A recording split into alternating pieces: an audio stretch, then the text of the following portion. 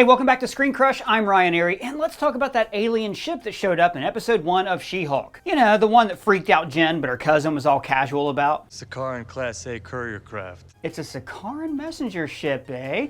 Alright, that one throwaway sentence is actually a huge clue about what's coming to the MCU in Phase 6. This ship sets up not only a Planet Hulk movie, but a new cosmic crossover with the Eternals, Hercules, and even introducing a new Young Avenger, Skaar, the son of Hulk. So I'm going to explain the comic story this is based on, and then what all of this means next for the MCU. First of all, it is interesting that Bruce actually knows this is a Sakaaran messenger ship. Remember, he was unaware of his entire time on Sakaar. I've been Hulk for 2 years? I'm afraid so. But now he knows that this is not just a Sakaaran ship, but also a messenger ship. Now, he did fly one of these Sakaaran ships, but that was the orgy yacht. Grandmaster uses it for his good times, orgies and stuff. Did you just say the Grandmaster used it for orgies? But somehow Banner knew that this one was for sending messages. In our Easter egg video, I proposed that this is because that when he merged with the Hulk, they shared their memories, and this created a kind of mutual understanding between the two of them. Now remember that theory because it's going to matter later in the video. So a few months ago, we started hearing rumors about a World War Hulk movie. What's World War Hulk? Well, it's a comic story that I'm going to tell you all about. So it all starts with the Illuminati, you know, like in Doctor Strange.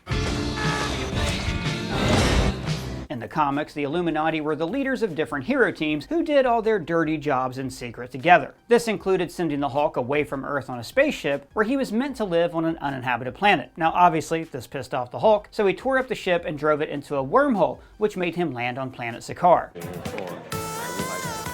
So Sakaar in the comics is kind of similar to Sakaar in the movies. Sakaar in the movies was a junk planet covered in wormholes where time moved very slowly. On any other world, I'd be like millions of years old. But here on Sakaar, the planet was ruled by the Grandmaster, who loved staging gladiator contests of champions put on by his slaves. I don't like that word. And of course, Ragnarok ends with the overthrow of the Grandmaster. The revolution has begun!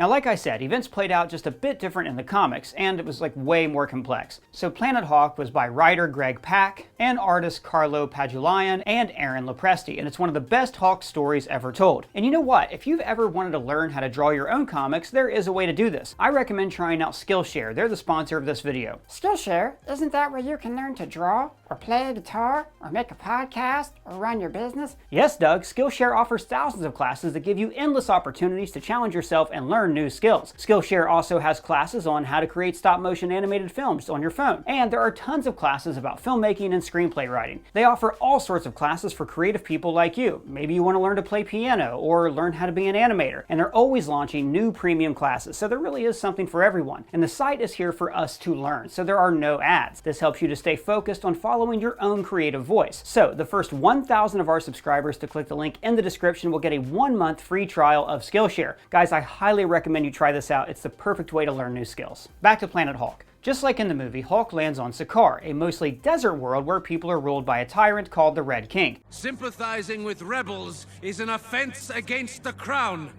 punishable by death. Now, the Red King holds gladiator competitions, and he quickly captures Hulk and places a control chip on his chest. Hulk and some other gladiators form a warband, basically a group of warriors who swear to fight beside one another. Like a quartet? Kind of like a quartet. Thank you, Sai. Hulk and his warband free themselves from the control of these chips and then leave the city for the countryside. So the people on the planet who are oppressed by the Red King believe that the Hulk has been sent to lead them. There might even be a prophecy, if memory serves. And this warrior shall strike down all evil, unite all kingdoms, and through his blood shall restore life to all of Sakaar. So the Hulk's blood even affects the poisoned soil of Sakaar, allowing plants to grow wherever he has bled into the dirt. So all this support from the little folk eventually turns Hulk into a revolutionary, and he leads his warband to overthrow the Red King. Meanwhile, the Red King sends one of his shadow hunters to find him, a very important character named Kyra the Old Strong. By the ancient laws of Sakaar, I challenge you to fair and even combat. So Kyra's people have a link to what's called the Old Power. Basically, it's like the magical power of Sakaar itself. So at first, she's loyal to the Red King until she realizes that the evil king is actually an evil king, and so she joins the Hulk's warband. And get this, the two of them fall in love, and then they Do it. So the Hulk has to have a spiritual awakening where he encounters his rage and hate toward the Illuminati. It's a scene kind of like in Star Wars movies when characters confront their evil dark side in a cave. So when the Hulk is mentally ready, he raises an army and takes down the Red King. So there's a couple issues where he becomes leader of this world, uniting the various factions of the wealthy and the religious groups. His blood makes the plants grow again, and Sakaar becomes a peaceful world. But one of his warbound, Meek, isn't happy with this. Oh, Meek, you're alive! In the comics, Meek is kind of the villain of the story. He doesn't want the Hulk to be at peace. He wants to keep fighting. So Meek sabotages the Hulk's original ship to set off a massive bomb that kills thousands and thousands and thousands of people, including Kyra, the Hulk's pregnant wife. And the Hulk is heartbroken.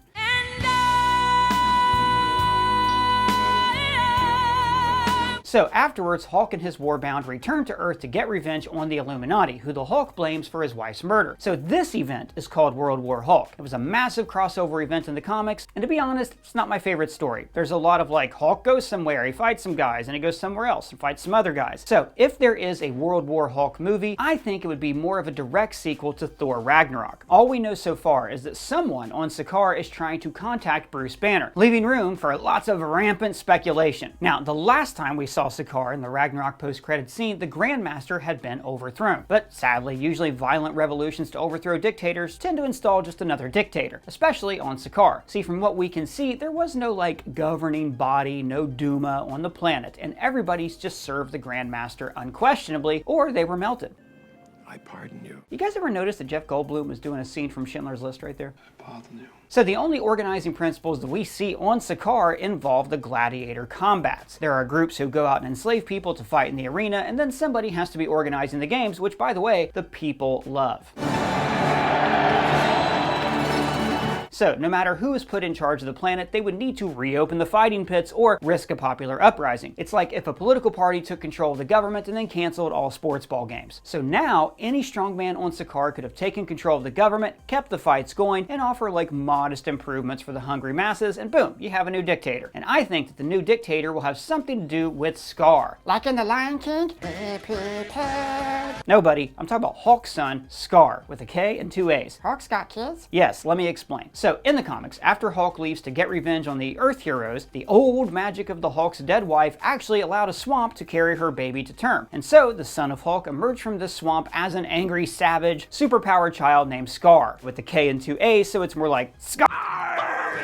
So, Skaar was created from this old magic of his mom that also gives him like extra magic powers that his dad never had. And he's also super strong because he's the son of Hulk. So the planet Sakaar, post-Hulk leaving, is in chaos. Millions of people died in the bomb blast, and now there's different barbarian factions roaming the land, like warlords seeking to control the planet. And the most vicious barbarian was a guy named Axeman Bone, which is a kick-ass name for a bass player in a metal band. Axeman is hunting for Skaar because of some prophecy, and Skaar teams up with a cyborg Red King to defeat him. You get it, it's comics, it's weird, they're great. There's also a cosmic story where Skaar faces off against the Silver Surfer and Galactus to keep his planet from being eaten. It's all just to establish that he is a badass. And later, Skaar goes to Earth to confront his dad, yada yada. Skaar is a great character, who I think actually has always had more potential than what we've actually seen on the page, which is why I'm hoping that the ship in She-Hulk has something to do with Skaar, and we will see him in a Planet Hulk movie. Now, I do think that they're going to simplify Skaar's origin in the movie. See, time moves differently on Sakaar. What? I'm betting that Hulk knocked up a lady and she had Skaar while he was gone. I mean, look, Hulk was the #1 athlete on the planet. I'm sure he spread more seeds than a John Deere mounted planter.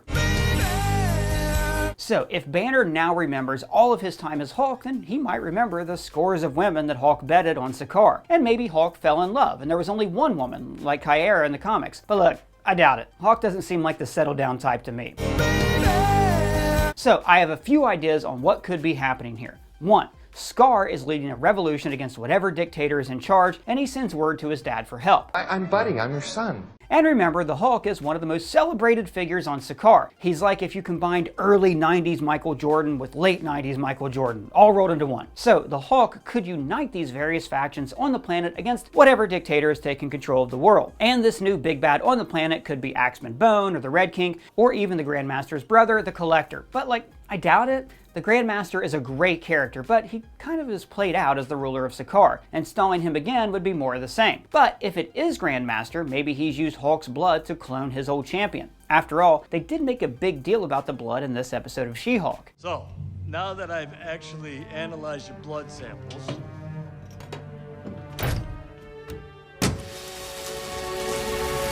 And like I said in the comics, Hulk's blood is very important on Sakaar and allows plants to grow. Here's a fun idea. Maybe the new leader of Sakaar is Brett Goldstein's Hercules from the Love and Thunder post-credits scene. So the last time we saw him, Zeus was sending Hercules to kill Thor and other heroes. Maybe on the way to visit Thor, a wormhole sent him to Sakaar, and instead Hercules decided to rule the world. But I think if we do see Hercules, it's more than likely going to be as a gladiator. Hercules would relish in this kind of battle. I mean, it is like ancient Greece after all. And I think it's very likely we will see Hercules in this movie because, like, well, there's no room in Phase 6 for a Love and Thunder sequel. So we're more likely to see this post-credit scene pay off in some other Phase 6 film. Maybe in this movie, or maybe in Avengers: The Kang Dynasty. And maybe Thor will even appear in the World War Hulk movie, paying back the favor of Hulk appearing in Ragnarok. And lots of other characters could be in these gladiator competitions. We could see some fun cosmic cameos, like any of the Guardians who survived Volume 3. And this movie is after the Fantastic Four, so maybe we could even see the Thing. Maybe even Wong and the Abomination run their grift on this planet that we saw them running in Shang-Chi.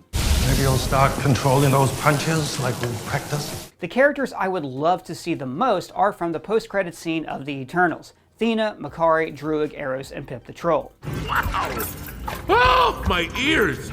My eyes are numb. So the Eternals ended with a tease that they were going to go free Cersei and the others from the Celestials. But like, it's not super likely we're going to get a direct Eternals sequel, but Kevin Feige did say we could expect to see Eros and Pip in the future. Of Star Fox, of that character Eros. So as the MCU has continued into the cosmic arena, there are ideas. So maybe on their way to find the Celestials, they were pulled into a wormhole and captured. Watching Pip the Troll drink his way through Sakaaran parties and interact with the Hulk would be great. But who is this new dictator on Sakaar? Well, most likely the evil dictator on Sakaar is the Hulk's son, Skaar. Skaar lead good. Maybe Skaar conquered the planet and he wanted to find his dad so he could show him that he doesn't really need him anymore. I haven't seen you my whole life, and now you come back and just expect a relationship? I hate you.